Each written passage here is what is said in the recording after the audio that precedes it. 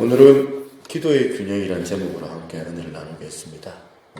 몇 주 지났지만 우리가 엘리야 사건에 관해서 한번 더듬어 보겠습니다. 지난주 시간 기억이 다 까먹었을 텐데 우리가 열왕기상을 통하여서 엘리야하고 바알과 아세라 850명 선지자하고 영적 싸움을 벌이는데 거기서 850대 1로 엘리야가 승리를 하는 장면을 지난번에 우리가 묵상을 했습니다. 그런데 엘리야가 바알과 아세라 선지자 이 강력한 적들과 싸우기 앞서서 엘리야가 했던 조치가 뭐였습니까? 먼저 이스라엘 백성들을 다 불러 모았습니다. 그 백성들을 다 불러 모아가지고 강하게 질책을 하죠. 21절에 보시니까 엘리야가 모든 백성에게 가까이 나아가 이르되 너희가 어느 때까지 둘사이에서 머뭇머뭇 하겠느냐. 나 여호와가 만약 하나님이면 그를 따르고 바알이 만약 하나님이면 그를 따를지니라 하니 백성이 말 한마디도 대답하지 아니하는지라. 엘리야가 이스라엘 백성들을 강하게 지금 드라이브를 좀 걸고 있는데 그들을 지금 그 마음에 하나님을 따를 건지 아니면 우상 그 잡신을 따를 건지 그걸 정돈시키고 난 다음에 적들과 일전을 벌이고 있는 엘리야의 모습을 보면서 우리가 맨 처음에 알 수 있는 그 부분이 뭐였냐면 적은 바깥에 있는 그런 적들보다는 더 위험한 적이 내부에 있다. 그까지 이 바알 같은 이 우상 잡신보다 그 잡신 바알에게 그 마음 뺏겨버렸던 이스라엘 백성들의 그 마음들이 더 문제더라는 겁니다.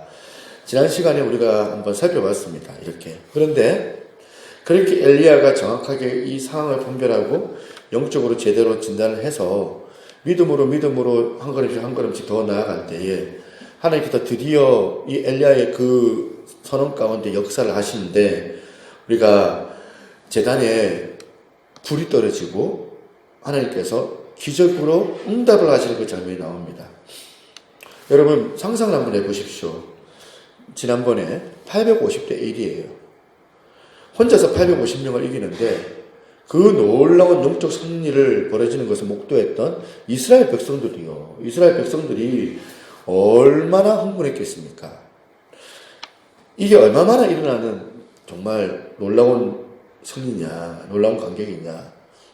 그러면 이제 리더로서 그 다음 조치를 취해야 되겠죠. 물 들어올 때 노조 논다고 이쯤 하면 엘리야가 백성들에게 으쌰으쌰 해가지고 아까 이세벨을 내몰고 그렇게 하면 되는데 보통 단체 경기할 때 그 공동체는 그런 것 같아요. 정말 사기 진작이 필요하거든요. 불이 떨어지는 가운데서 지금 이스라엘 백성들이 사기가 충만했습니다. 대세가 기울었죠. 그냥 이럴 때는 그 여파를 몰아가지고 얼른 새로 교합해가지고 그 악한 아합방을 대항하면 되는데 팀을 조직해가지고 그냥 막 군대를 만들어서 그냥 지금부터 밀어붙이면 될 것 같은데 이 엘리야가 이해할 수 없는 행동을 하는 거예요. 42절 보니까 하반절입니다. 엘리야가 갈멜산 꼭대기에 올라가서 땅에 꿇어 엎드려 그의 얼굴을 무릎 사이에 넣고 그 참 특이한 사람 같아요. 가끔씩 이해가 안 되는 거는 이 하나님의 종들은 성경에서 보면 어떨 때는 약간 마취간 것 같고 좋게 보려고 하면 상당히 독특한 면이 있고 그래요. 이 엘리야를 보세요. 그렇게 지금 이스라엘 백성들이 열광하고 참 승리를 너무 기뻐해서 엘리야를 정말 대단한 종이라고 지금 영웅이라고 지금 칭송할 수 있는 그런 분위기 속에서 엘리야가 백성들을 떠나가지고 혼자 격리돼서 산 꼭대기에 오릅니다. 그리고 이상한 포즈를 취하면서 기도를 하기 시작해요. 왜 그랬을까요? 몇 가지 영적인 그런 이유가 있더라고요. 첫 번째는 뭐냐면 엘리야의 입장에서는 이까지 작은 승리에 도취하지 않겠다는 거예요. 이까지 작은 승리에 도취해가지고 우쭐거리는 그 마음을 갖지 않겠다는 의지적인 표현처럼 느껴지는 거예요. 엘리야의 입장에서 지금 바알과 아세라의 싸움에서 승리했지만 아직 더 중요한 부분이 남았죠. 본질적인 문제가 아직 해결되지 않았기 때문에 아직 샴페인을 터뜨리는 것은 그 타이밍이 아니다는 거예요. 왜냐하면 아직도 이스라엘은 지금 그 기다리고 있는 비가 오지 않았거든요. 하나님이 예고하신 대로 3년 동안 3년 반 동안 비가 오지 않아서 온 이스라엘이 지금 고통을 당하고 가뭄의 고통 속에서 허덕거리고 있는 그 문제가 아직 해결되지가 않았는데, 이런 승리의 도취가 돼가지고 우쭐거리면서 지금 마음이 교만해가지고 마음 높이 그 비행기를 막 태우고 있으니까 엘리야는 거기에 사람들의 인정하는 소리, 그 박수하는 소리에 취해 있지 않겠다는 그런 의지적인 표현인 거예요. 이거 어디서 많이 보던 모습 아니에요? 신약에 예수님께서 그러셨잖아요. 오병이어 사건, 물고기 2마리와 보리떡 5개로 기적을 일으켰을 때, 그때 남자만 5,000명이 먹고도 남을 정도의 음식 찌꺼기가 12강줄, 12바구니나 남는 그런 사건을 행했을 때, 그 사람들의 반응이 어땠어요? 왕으로 삼자.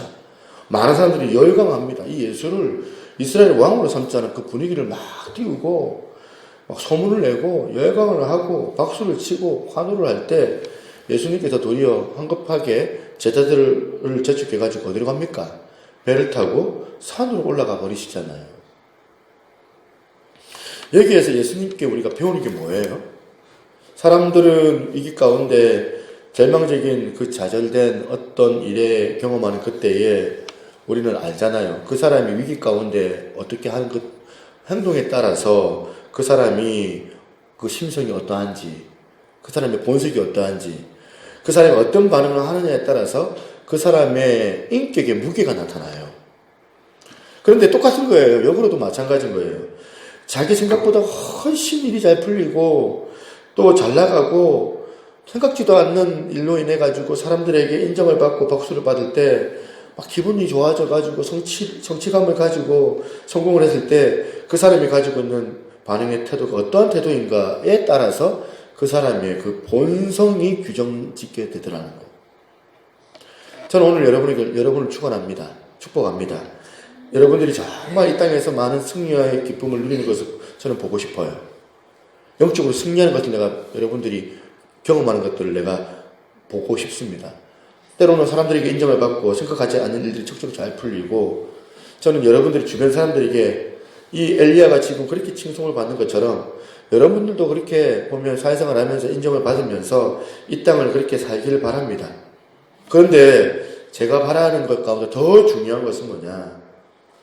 그런 작은 성취에도 우쭐해지고 작은 성취에 교만해져가지고 작은 것 하나 얻어가지고 기분이 좋아 우쭐거리면서 그게 마치 전부 온 천하를 얻은 것처럼 생각하는 그거예요. 그래서 오히려 하나님을 밀어내고 오히려 하나님을 우습게 알고 오히려 하나님을 대적하고 그 일 네가 한 거잖아. 그 일 네가 한 거잖아. 네 능력으로 한 거잖아. 착각해가지고 내 주먹이 정말 보면 최고다. 그렇게 우쭐대가지고 마음이 높아지고 교만을 행하는 일이 여러분 인생 가운데 주어지지 않기를 바라는 거예요. 엘리야에게 배우는 귀한 동북이 이거예요. 지금 850대 1, 그 850명을 지금 혼자서 무찌르는 놀라운 쾌거를 이루었지만 거기에 자기가 도취되고 싶지 않은 거고요. 그 다음 엘리야가 왜 지금 군중을 피해서 지금 산꼭대기에 올라갔느냐. 42절에 보니까 아합이 먹고 마시러 올라가니라. 엘리야가 갈멜살 꼭대기로 올라가서 땅에 꿇어 엎드려 그의 얼굴을 무릎 사이에 넣고, 이 구절에서 굉장히 중요한 묘한 대조를 느껴요. 이게 지금 아합 왕이 지금 등장하고 엘리야가 지금 등장하는데 이 둘 사이가 다 같이 함께 지금 산에 올라가고 있는데 아합은 어떻게 해요? 아합은 지금 먹고 마시러 올라가고 있고 엘리야는 지금 어떻게 해요? 기도하러 올라가고 있어요. 그러니까 아합은 아합답게 행동하고 엘리야는 엘리야답게 행동하더라는 거예요. 지금 그 와중에도 먹고 마시러 가는 사람, 그 아합도 참 대단한 사람이다 생각이 들고, 또 큰 승리의 기쁨에 들뜬 것이 아니라 기도하러 하나님 앞에 나아가는 엘리야도 대단한 사람이라는 거예요. 한쪽은 나쁘게 참 대단한 거고 다른 한쪽은 정말 좋은 쪽으로 대단한 거잖아요. 그래서 저는 오늘 본문을 가만히 들여다보면서 저는 두 번째로 이 엘리야는 기도의 사람이었다는 것을 다시 한번 말씀드리고 싶습니다. 야고보서 5장 17절에 그것을 이렇게 설명합니다. 엘리야는 우리와 성정이 같은 사람이로되 그가 비가 오지 않기를 간절히 기도한 적 3년 6개월 동안 땅에 비가 오지 아니하고 다시 기도하니 하늘이 비를 주고 땅이 열매를 맺었느니라. 우리는 이런 성경을 보기 전까지 늘 이런 비겁한 생각을 가지고 있었어요. 어떤 비겁한 생각을 가지고 있었느냐면요. 이 엘리야는 다르다는 거예요. 이런 위대한 역사를 행했던 엘리야 같은 인물을 볼 때 마음으로 생각하는 거예요. 나 같은 사람하고는 시가 다른 사람이다. 종자가 달라. 나는 절대로 따라갈 수 없어. 나하고는 저 엘리야 같은 사람하고는 다른 사람이라고 생각을 하고 배워볼 생각도 없어요. 나는 못 따라간다. 닮으려고 하지를 않아요. 그런데 뭐라고 해요? 성경에 엘리야는 우리와 똑같은 사람이라는 거예요. 똑같이 평범한 사람이라는 거예요. 엘리야는. 성경은 엘리야는 우리와 똑같은 성정을 가지고 있는 인생에 불과하다는 거예요. 그렇기 때문에 지금 엘리야가 엘리야로 될 수 있었던 이유가 뭡니까? 이 엘리야가 우리와 다른 것은 뭐냐? 그가 기도의 사람이었기 때문에. 우리는 어쩌면 먹고 마시는데 막 심취하고 있진 않는가. 저는 오늘 지금 여러분이 이런 광경을 통하여서 핑계대지 않았으면 좋겠어요. 저는 여러분의 머리가 좀 안 돌아가고 여러분들이 조금 얼굴이 안 예쁘다고 여러분이 갖지 못하는 재능이 없다고 해서 열등감에 도취돼가지고 함부로 자기 자신을 탓하지 않기를 바랍니다. 오히려 기도하지 않는 여러분들의 연약함들을 탓하시기를 바랍니다. 엘리야는 기도의 사람이었어요. 이 구절에서 우리는 굉장히 중요한 한 가지를 짚고 넘어가야 됩니다. 엘리야가 그렇게 간절하게 기도했던 41절에서 그렇게 기도를 하잖아요. 간절히 비를 달라고 7번이나 그렇게 기도를 하는데 가만히 보면 코미디 같아요. 왜 이게 코미디냐? 이미 하나님께서 주시기로 약속하셨잖아요. 언제? 1절에 18장 1절에 다시 한번 보실래요? 많은 날이 지나고 제3년에 여호와의 말씀이 임하여 이르시되 너는 가서 아합에게 보이라. 내가 비를 지면에 내리리라. 하나님께서 이미 1절에서 약속해 주셨어요. 막 주시겠다고 하나님께서 약속을 하셨는데 지금 뭐하라고 지금 또 산에 올라가가지고 기도하느냐. 뭐하라고 지금 열심히 산에 올라가가지고 기도를 하느냐. 그것도 어떻게 얼굴을 무릎 사이에 파묻고 이렇게 하나님께 비를 달라고 이렇게 부르짖느냐는 거예요. 이거 불신앙 아니냐. 주신다고 했으면 주신다고 믿어야지. 못 믿어가지고 기도나 하고. 마치 강박증 환자 같아요. 너무하는 거 아닙니까 지금. 어떻게 보면 조급증 환자 같아요. 마음이 급해가지고. 지금 엘리야가 사환 하나를 보내가지고 그가 비가 오는지 바다 쪽을 보고 오라고 하는데 그런데 사환이 다녀와서 그런 조짐이 안 나타나는 거예요. 그러니까 좀 이따가 엘리야한테 가가지고 그런 조짐이 없는데요. 이렇게 보도를 하니까 엘리야가 가만히 있더니만 또 막 기도를 하는 거예요. 또 기도 끝나고 난 다음에 가서 지금 비가 오는지 한번 봐라고 갔더니 다시 가서 또 그런 조짐이 안 보이는 거예요. 조금 있다가 막 또 기도를 해요. 아마도 엘리야가 이게 지금 아합 왕한테 이거 보여줘야 될 타이밍이다. 이때 안 보여주면 안 된다 생각을 한 거겠죠. 또 가서 막 보라고 하니까 다시 갔다 와가지고 사환이 뭐라 보답니까? 그런 조짐이 또 없다는 거예요. 이런 식으로 7번 한 거예요. 7번이나 반복을 합니다. 7번. 7이란 그 숫자가 완전 수잖아요. 할 만큼 한 거예요, 진짜. 주실 때까지 한 거예요. 마치 기우제라는 것이 비가 올 때까지 기우제 버리는 것처럼 기도가 그런 거라는 거예요. 주실 때까지 기도를 하는 건데 하나님이 비를 주신다고 하면 하나님께서 그런 비 주시겠다고 약속을 했다면 좀 진득하게 좀 기다려야지. 때를 두고 조급하게 이거 약속을 했는데 약속을 했으면 주실 거야.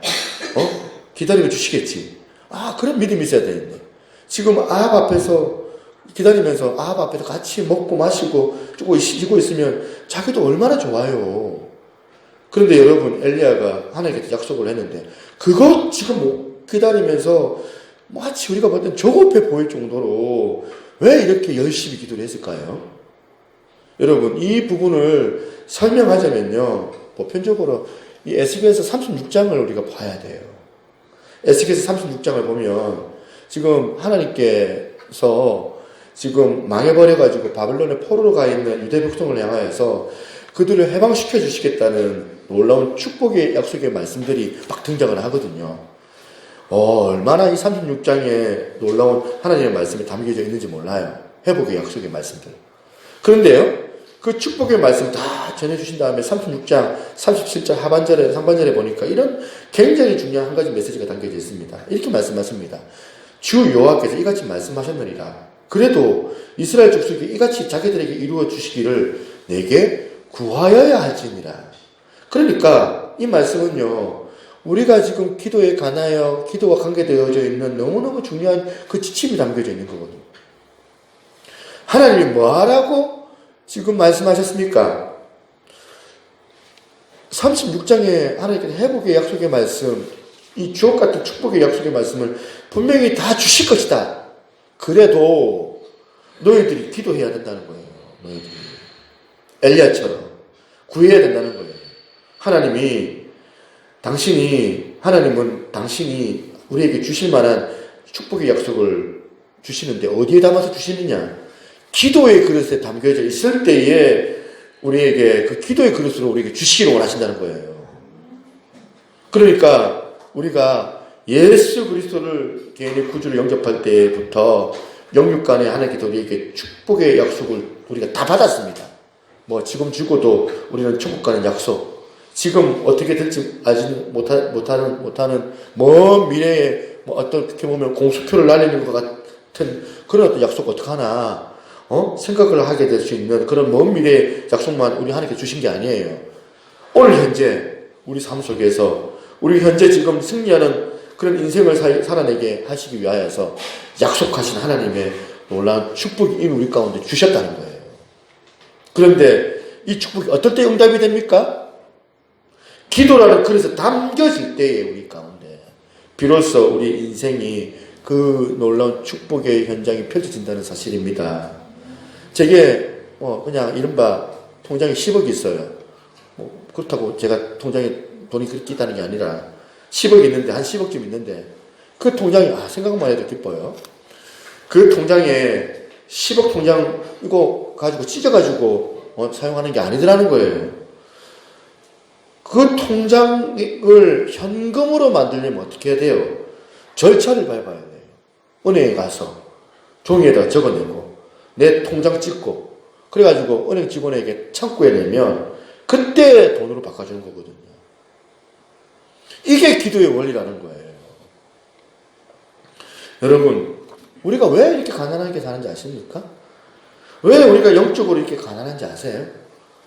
기도라는 그릇에 하나님의 그 축복을 담아가지고 그 약속을 이루어주신다는 이 간단한 이 도식을 우리가 깨닫지 못하기 때문에 기도가 하고 싶은데 바빠서 피곤해가지고 기도해봐야 별로 안 이루어질 것 같고 굉장히 귀찮아서 못하고 그래가지고 기도는 할 수도 있고 기도는 안 할 수도 있고 그런 게 아니에요. 기도의 도구가 기도할 때에 응답의 축복이 일어날 줄로 믿습니다. 그러니까 여러분 기도하셔야 돼요. 제가 이렇게까지 여러분에게 가르치는데 그래도 기도 안 하면 난 모르겠어요. 뭐 더 이상 제가 어떻게 해야 될까요? 기도도 안 하시는데 이렇게까지 해가지고 하나님의 말씀이 여러분에게 상세하게 알려주시는데 정답을 말해주시는데 나는 기도 같은 거 안 해도 돼. 뭐 그냥 영화나 볼래. 시간 남아가지고 뭐 쇼핑이나 하고 또 집에 가가지고 뭐 TV 홈쇼핑이나 보지 뭐. 그러면 어떻게 돼요, 여러분? 그렇게 대충 살다 보면 약속된 축복은 누리지도 못하고 그냥 가는 거예요. 꼭 여러분 기억하시기 바랍니다.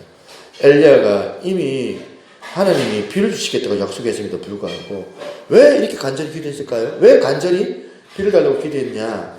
이 원리를 알았기 때문에, 이 원리 안에서 살았던 거예요. 이 엘리야가. 하나님이 분명히 약속해 주셨기 때문에 우리는 기도하는 거야. 오히려 하나님이 주시겠다고 약속하셨기 때문에 더 기도해야 되는 거예요. 이렇게 엘리야는 기도의 사람이었다는 사실이에요. 그런가 하면 세 번째, 엘리야는 기도의 사람이었을 뿐만이 아니라 균형 있는 사람이었습니다. 저는 옛날에 착각한 게 하나가 있었어요. 기도를 많이 하는 사람은 성숙한 사람이다, 이렇게 생각했어요. 그런데 살다 보니까 그게 아니더라고요. 착각이었어요. 제가 목회를 하다 보니까 이게 아니에요. 기도 많이 한다고 해서 그 사람이 성숙하다, 그걸 의미하는 것은 아니더라는 거예요. 여러분 그런 경우 없으세요? 여러분은? 옆에 있는 사람이 참 기도 많이 하시는 것 같은데, 그런데 이상해요. 이상한 사람들이 많아요. 여러 있더라고요. 기도를 하는데 영적으로 문제를 가지고 있는 사람들 상당수가 있습니다. 기도를 많이 하는데 균형이 깨진 거죠. 균형이 깨져가지고 기도하는 영성을 가진 사람들은 오히려 그 기도가 도리어 화근이 될 수 있어요. 차라리 쓸데없이 기도를 많이 해가지고, 왜 하필 오히려 영안이 열려가지고 기도 안 하는 사람들을 바라보면서 정죄하고 판단하고, 왜 신앙생활 저것밖에 못하냐고 그러면서 쓸데없이 막 기도 많이 해가지고 영안이 열려져가지고 도리어 온 동네 사람들 문제거리를 다 지적하고 다니고 하는 그런 사람들은 차라리 오늘부로 기도를 끊으시기로 바랍니다. 차라리. 그러려면 기도 안 하는 게 더 좋을지도 몰라요. 농담이 아니에요, 여러분. 그 예수님 시대 때 서기관과 바리새인들 보세요. 이 사람들은 우리가 도저히 따라갈 수 없을 정도로 매일매일 시간을 정해놓고 기도했던 사람들이었어요. 아침, 점심, 저녁으로. 그렇게 이 사람들은 하나님 앞에 기도하면서 기도하기를 열망을 가졌던 사람인데, 오히려 예수님은 어떻게 합니까? 이 사람들 역겹다, 해치란 무덤이다, 가장 역겨워했던 대표적인 부류가 되어져 버렸어요. 그러니까 기도 많이 하는 게 곧 성숙을 의미하는 것들은 아니더라. 그 기도 속에 지금 균형이 담겨져 있을 때 그것이 성숙으로 연결되어져 있더라는 거예요. 엘리야가 기도의 사람이었지만 또 다른 한편으로 균형의 사람이었어요. 성숙의 사람이었어요. 여러분, 엘리야가 기도할 때 어떤 균형을 가졌습니까? 몇 가지가 있는데 오늘 이것만 얘기하고 마칠 거예요. 어떤 균형이 있었냐면 공적인 기도와 골방 기도의 균형을 가지고 있었어요. 우리가 알다시피 30절 보면 갈멜산에서 공적으로 수많은 백성들 앞에서 엘리야가 기도합니다. 30절에 보니까 엘리야가 모든 백성을 향하여 이르되 내게로 가까이 오라. 백성이 다 그에게 가까이 가매. 지금 30절에 그렇게 해놓고는 36절입니다. 36절에 아브라함과 이삭과 이스라엘 하나님 여호와여, 주께서 이스라엘 중에서 하나님이신 것과 내가 주의 종인 것과 내가 주의 말씀대로 이 모든 일을 행하는 것을 오늘 알게 하옵소서. 무슨 기도예요? 공적 기도예요. 그런가 하면 오늘 본문의 42절 보니까 격리되어 지금 혼자서 산꼭대기에 올라가가지고 얼굴은 무릎에 파묻고 하나님 앞에 홀로 고독하게 기도합니다. 골방 기도예요. 이런 공적 기도와 골방 기도의 조화,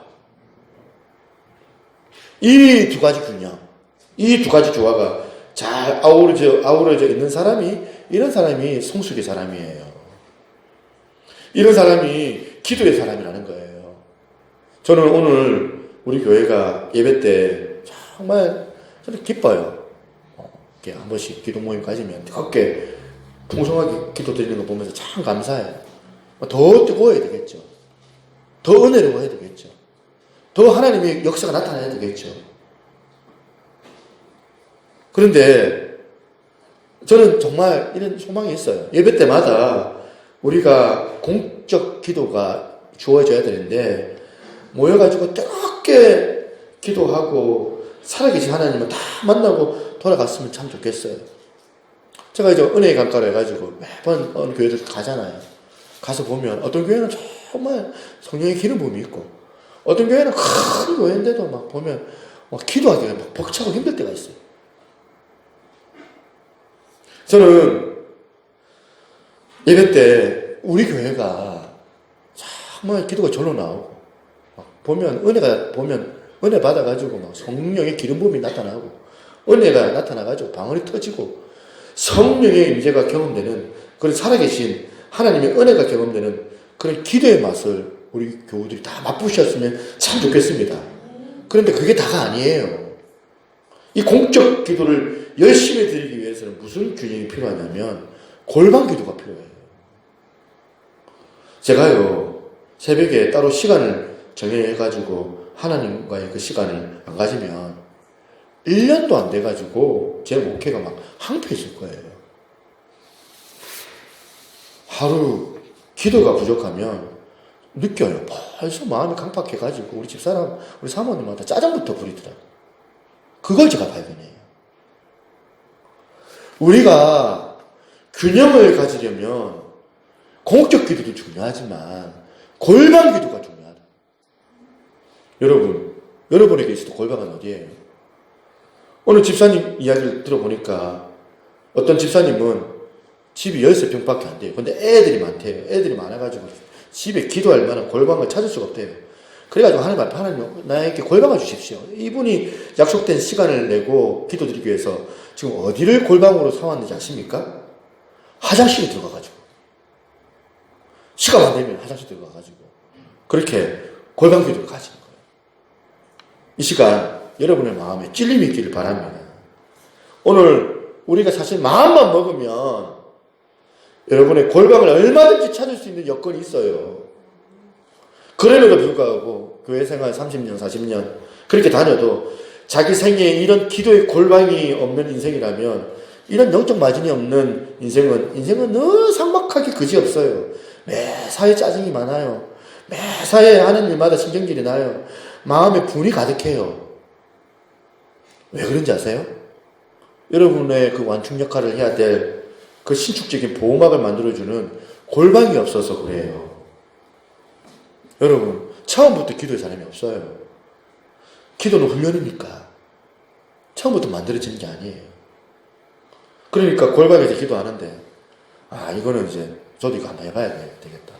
훈련 받아야 되겠다 싶었어요. 알람을 맞춰놓는 거예요. 30분. 맞춰놓고 기도하는 거예요. 저도 신대원에서 새벽 기도 할 때, 이제 그 간밤에 새벽 기도 하기 전에 내가 밤에 철학 기도 해야 되겠다. 그래가지고 100주년 기념관 그 강당에 기도실이 있거든요. 밑에 1층에 지하에. 거기 가가지고 기도해야죠. 들어가가지고 들어가면 막 온돌돼 있어가지고 따뜻합니다. 잠도 잘 오고. 근데 이제 거기서 이제 기도한다고. 기도하고 난 다음에 새벽에 새벽 기도 끝나고 가야지. 그래가지고 작정해가지고 눈을 감고 기도를 해요. 먼저 자기를 놓고 기도하고, 그리고 섬기는 교회를 놓고 기도하고, 가족과 부모님, 또 세계 선교사 누구 하면서 기도하면서 한국교회 지구 한 바퀴 다 돌고 눈 뜨면 5분밖에 안 지났어요. 다시 눈 감고 하나님 다시 한번 한 바퀴 다 돌겠습니다. 훈련이에요. 시간 안 가요. 처음에 기도는. 누구는 처음부터 기도의 사람이고 누구는 안 기도의 사람이고, 그게 아니에요. 그렇게 기도를 하다 보면 나중에는 그 하루에 30분, 40분, 1시간 기도가 나중에는 하루에 1분처럼 느껴지게 돼요. 여러분, 그렇게 시간을 정해놓고 알람도 맞추고, 여기 계신 분들은 다들 새벽에 나와서 다 기도하시는 분들이니까 뭐라 할 수는 없겠지만 골방 기도가 필요해요. 엘리야는 공적 기도와 골방 기도의 조화를 가졌던 사람이에요. 기도의 골방으로 기도의 균형을 회복하는 여러분 되시기를 바랍니다. 자, 아까 살짝 이제 기도 끊으라니까 여러분들이 어째야 될까 당황스러워하는 모습을 제가 봤어요. 기도하고 이제 기도 끊으라고 하니까. 오해하시면 안 됩니다. 말 한마디 그거 보니까 우리들은 너무 어리석어가지고 그 멘트 하나에 막 꽂혀가지고 그러는데 그 논리를 보세요. 논리를. 그래서 우리가 이 균형에 대해서 다시 한번 얘기할 건데 그 다음 주 시간에 다시 한번 나누었으면 좋겠습니다. 기도하시겠습니다.